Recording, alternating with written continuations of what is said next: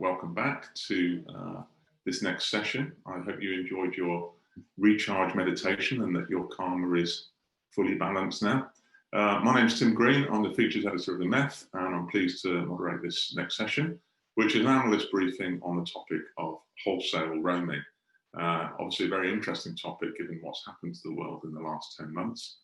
And our speaker is Sam Barker, who's the lead analyst at Juniper Research, and he's going to give a presentation now, and we'll have a quick Q&A at the end. So please ask your questions in the tab on the right, and I'll see you in a few minutes for the Q&A. And now over to Sam. Thank you.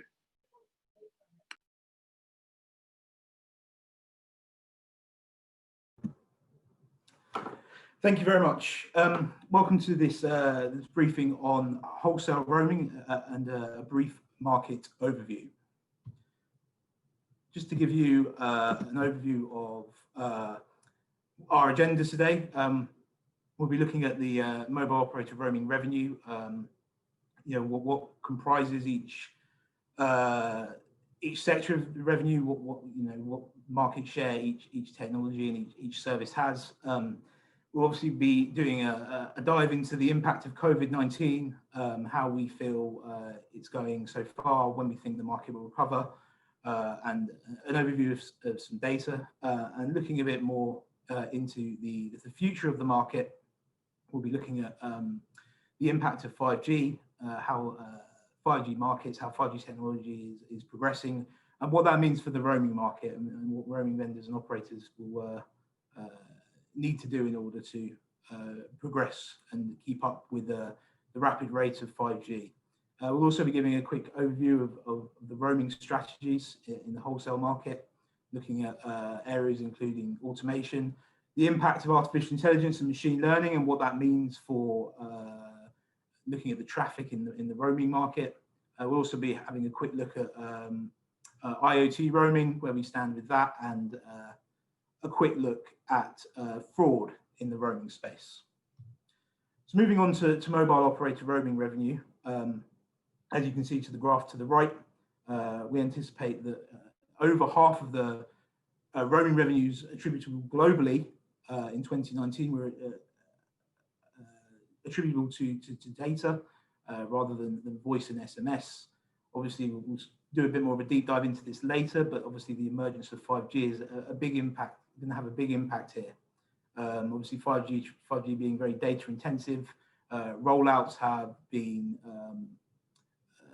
much quicker than we anticipated before 5G was rolling out, and this is obviously going to have a massive impact on the roaming market in the years to come. And the roaming market itself, as we've seen with the telecommunications industry in general over the last 10 years, is becoming more IP based in nature. While this has good and bad impacts for the roaming market, it is enabling operators to launch new roaming services and partner with a greater number of vendors in the telecommunication space, given the standards that have been created. However, as mentioned before, there is a greater increase in the data attributable to consumer devices, especially in a roaming context, with regulations such as like roam like at home and roam like destination. Mobile subscribers are almost coming to the point where they're expecting the ability to roam into another, to go to another country and roam as if they were literally at home. A good example of how this IP-based nature is helping operators. You look at services, messaging, RCS being a really good example of how an IP-based technology in the telecommunication space is going to increase data. Obviously, RCS at the moment not quite taking off as much as we previously anticipated, but there's still going to be a large number of users and probably a large increase in the data traffic attributable to messaging services, certainly over SMS. And obviously, if we carry on doing a bit more of a deep dive into the market, you look at voice roaming services. Obviously, developing regions, voice roaming is still a very important part for operators that are active in those regions. And just to give you an overview of what we witnessed last year, there was per active mobile roaming subscriber, the average spend was $77 globally per annum. So moving on, the impact of COVID-19. Obviously, as we all know, mobile roaming has taken a very big hit from the impacts of COVID-19, travel being a large contributing factor to that. What we've seen, international travel restrictions, especially air travel, although lessening, it was a huge shock to the market. And moving forward, what we're expecting is a new normal. Obviously, in these unprecedented times, it's very difficult to predict what is going to happen. But here at Juniper Research, what we anticipate is there will be a new normal as people adjust to air travel and moving between countries. And we anticipate that roaming revenues will begin to increase again back to in next year. We believe that they will rise. If you look to the graph to the right, where we're looking at total roaming revenues, the dark green is what our updated forecast, considering the loss of air travel, and the light green is what we anticipated before. So you can essentially take that area on the right to represent the loss of operators' roaming revenues. Now, the issue in the market is that obviously this is out of the control of the operators themselves. There really are no strategies that operators can implement to mitigate this loss. From looking at these roaming revenues, which are just international roaming revenues, there is a significant proportion of that travel that probably would have occurred had COVID not arisen. Now, the issue for operators is that obviously this travel is unlikely to be rebooked. So it's what we consider a complete missed opportunity. Given the long time scales that we've already seen with COVID and the anticipated continued disruption to the roaming market and the travel industry, again, we believe that we have to consider that income or that roaming revenue essentially lost. But moving forward, how we expect to the market to progress, what we expect is roaming revenues to recover by the end of 2022, 2023. Again, as I said, as these are unprecedented times, we don't particularly know exactly how this can be, how this will be impacted over the next couple of years. But obviously, with the market shock, I don't think anybody really anticipated what would happen with COVID-19 and how that was how that came about. And essentially, it will be very, very similar with the recovery period. Moving forward, what we believe will happen is that, as I said, there will be a new normal. Air travel restrictions will lift. And people will return back to air travel, and roaming revenues will essentially return back to pre-COVID levels, so to speak. So a big impact here, obviously, moving forward in the future is the impact of 5G. What we've seen quite recently is that, excuse me, despite COVID-19, 5G rollouts have continued to be strong, and the adoption of 5G technologies, especially amongst consumers, has been very significant. There seems to be some form of upward tick in terms of the average data traffic attributable to each individual 5G device. And what we are expecting is, excuse me, some form of rise over what was previously anticipated if it was solely 4G. Now, this is obviously something that operators need to consider as this mobile data increases. We anticipate that consumer devices such as smartphones are going to generate the largest amount, given that the prevalence of smartphones themselves, in a roaming context, contributes quite a lot of the roaming traffic itself. The uptake of 5G, especially considering how quickly it's occurred compared to our previous estimates, we're anticipating that via roaming agreements between operators, 5G has never been more pressing. We saw with VoLTE a few years ago that the number of VoLTE users and the increase seemed to sort of go under the radar, and roaming agreements tended not to take into account this large growth. In fact, even today, I think the number of VoLTE roaming agreements is disproportionate to the number of VoLTE users in each individual market. Now, we don't believe that this should happen with 5G for one reason only, which is obviously the data roaming traffic. What we've anticipated over the last few years is obviously as smartphones become more and more prevalent and data becomes more and more commoditized, and end users tend to want to use their mobile data abroad more and more, 5G is only going to accelerate this trend. So from our point of view, we urge operators and stakeholders to ensure that fair usage policies are in place to update these changes. As you can see to the right, the data traffic carried over 5G networks is going to grow substantially over the next few years, just to give you an overview of how we feel the 5G market will progress. And exactly, we believe that there will be an extension of the existing roaming agreements to make sure that fair usage policies account for this increase in mobile data to avoid issues such as signaling storms and such.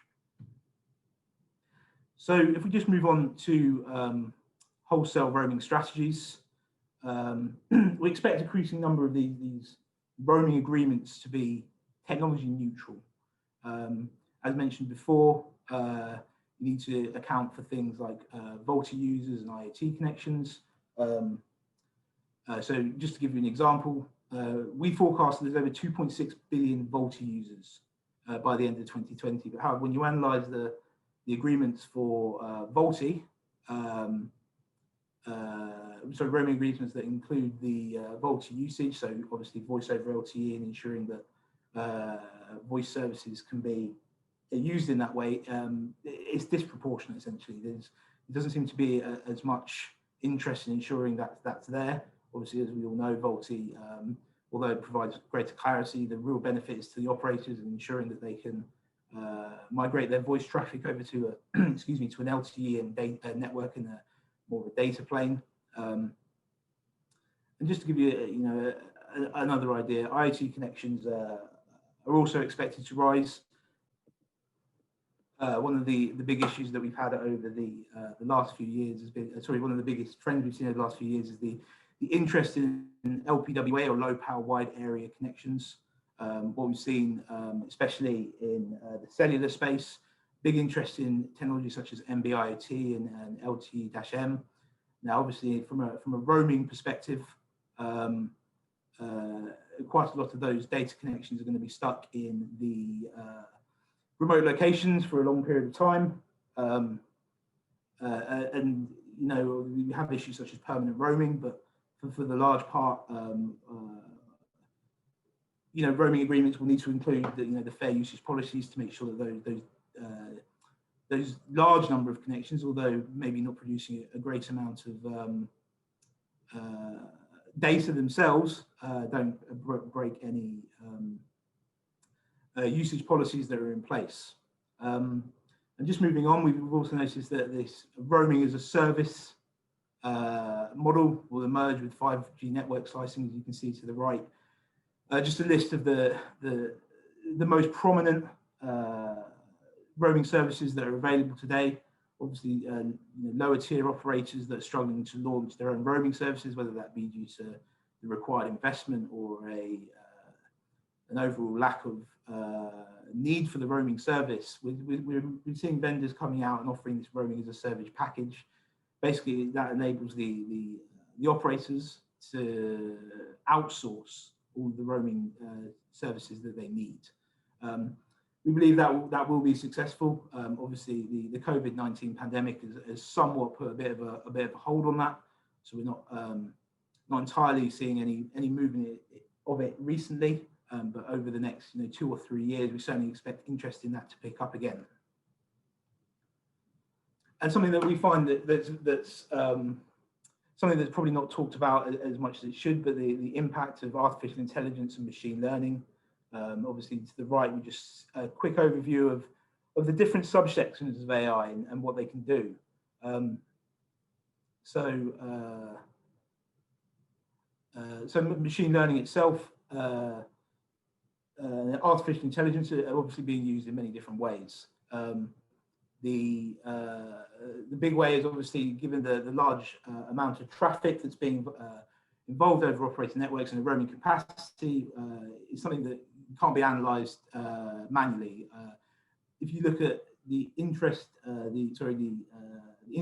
of artificial intelligence, machine learning in networks where high traffic is prevalent, take the digital advertising industry, for example, what you see there is greater attribution, less fraud, the ability to detect fraud earlier. And that's something that really could be applied to any network or any service that has high traffic or high individual packets and a large number of them, which obviously fits into the roaming description quite well.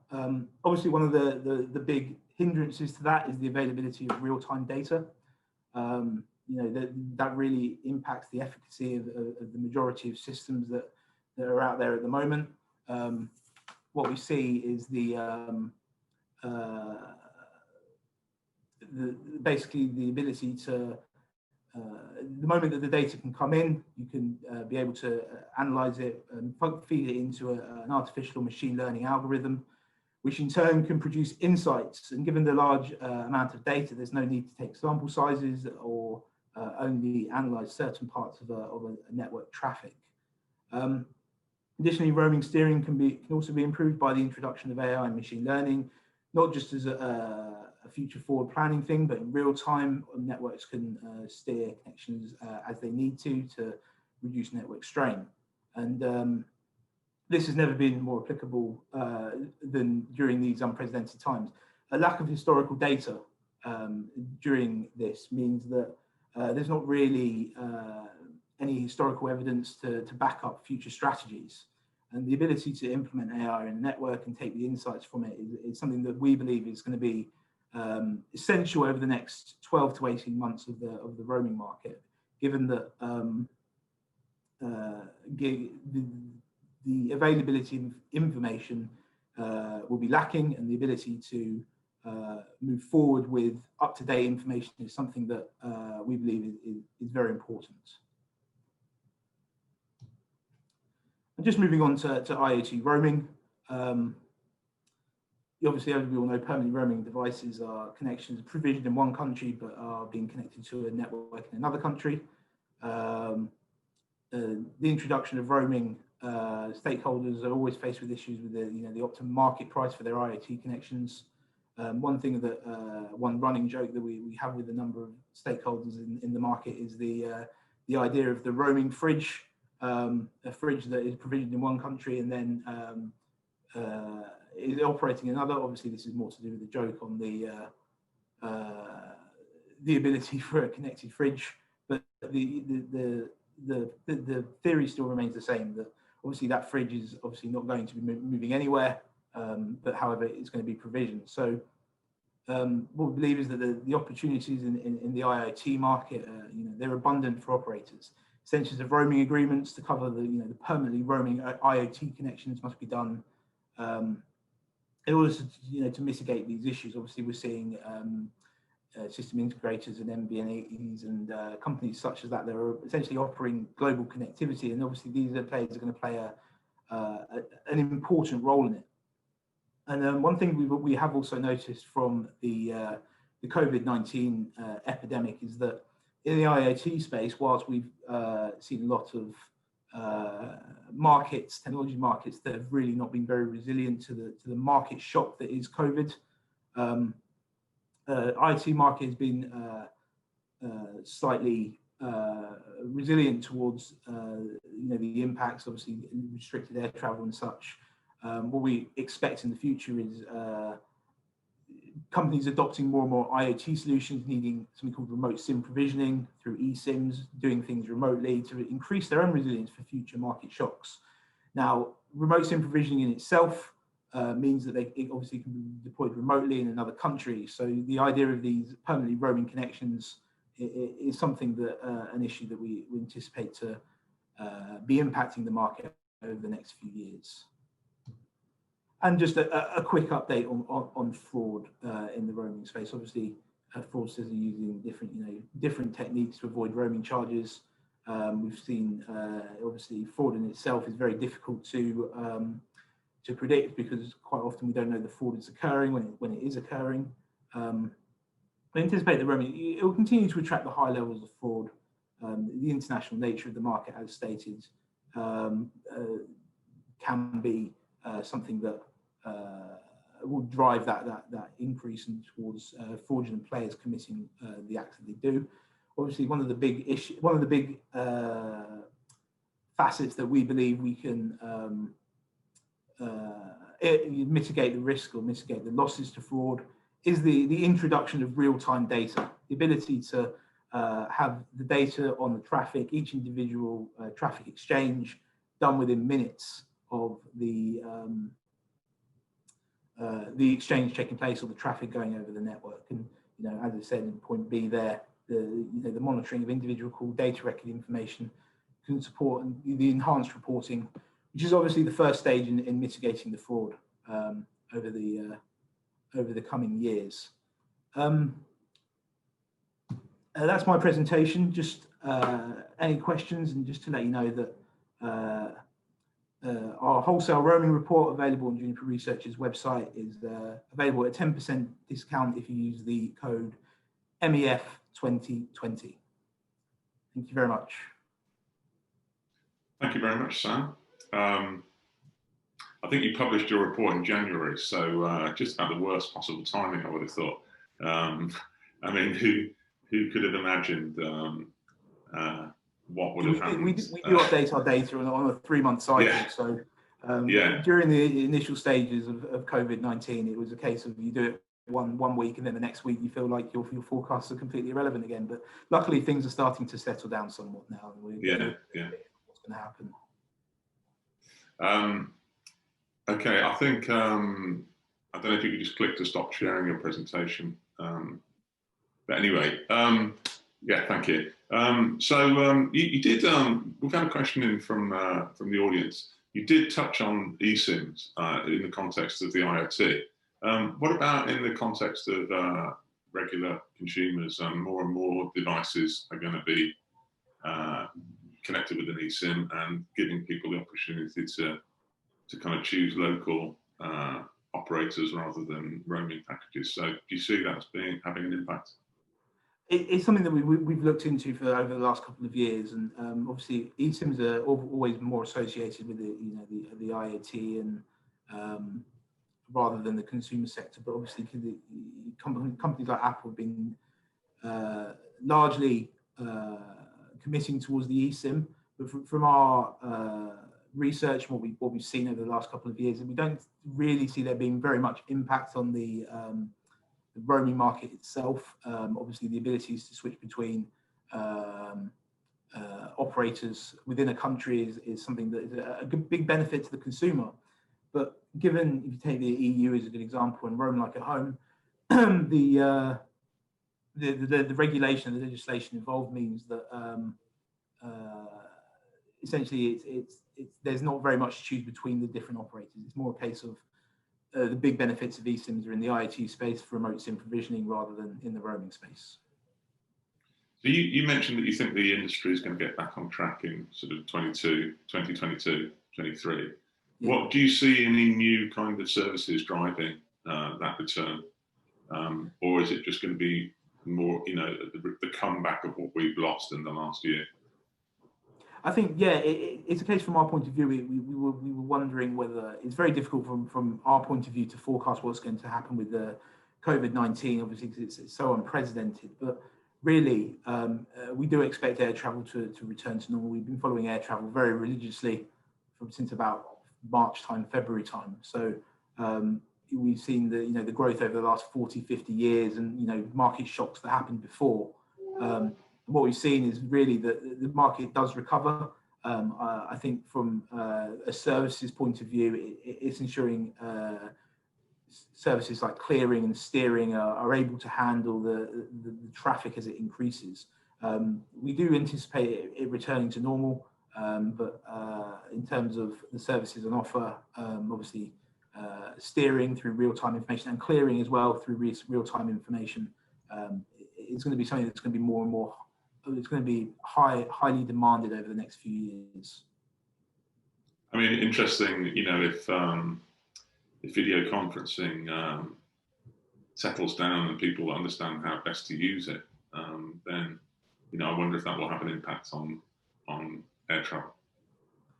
Yeah, again, it's something that's slightly out of our remit. We've known that video chats and video chat services and video calling have all been slowly growing over the last 4 or 5 years. Obviously, we've seen it globally, seeing things like Microsoft Teams, Zoom, those sorts of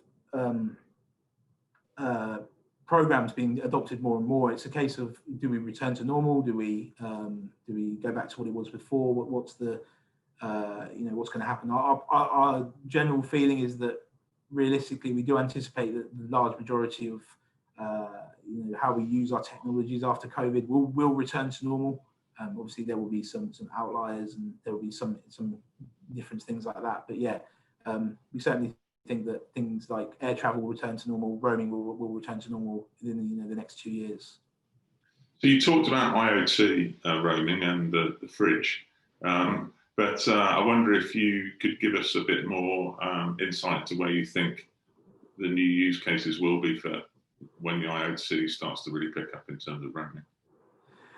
I think really it's we've seen the integrators and companies that are offering essentially connectivity to all sorts of different countries, and really that's in a B2B perspective. From our opinion, if you're a service provider, I know fridges is a terrible example, but just say you are taking a fridge with a SIM card in it, and you manufacture and you distribute to every country in the world, instead of having to agree deals with different operators across the world. You agree one with a connectivity provider, and they give it to everybody. Really, it's not really a case of the roaming market needs to catch up. It's more a case of the IoT market needs to catch up. I think roaming, realistically, the only thing preventing operators benefiting from IoT roaming is the setting up of these agreements. Aside from that, there's really not much else to it. From an IoT standpoint, what we're seeing is quite a lot of IoT service providers and device makers in the IoT installing more and more SIM cards, but then being deployed nationally rather than internationally. But what we are expecting to see is, I think, one sector that we've looked at in the future is that we fully expect the automotive market. Obviously, given that automotive is very mobile, obviously we have large number of transport industries moving from one country to another. It's something that we certainly see happening in the future.